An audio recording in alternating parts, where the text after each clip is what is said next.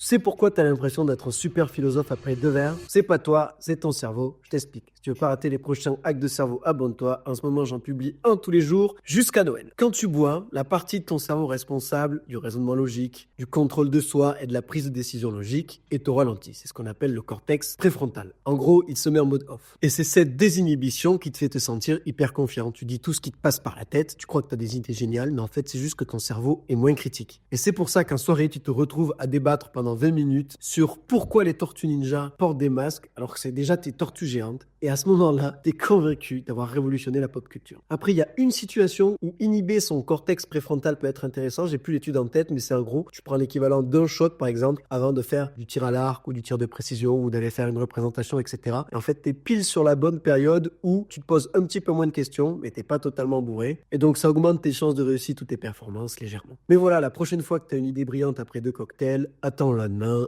avant d'en parler. L'influence de l'alcool sur ton cerveau, c'est bien de la connaître, mais il y a énormément d'autres influences que tu ne soupçonnes pas, mais que tu subis tous les jours. Et le but de cette page, c'est d'en parler pour que tu puisses les comprendre, parce que la seule manière de s'en défendre, c'est de les connaître. Alors abonne-toi pour pas rater les prochaines, et sinon je te dis à demain.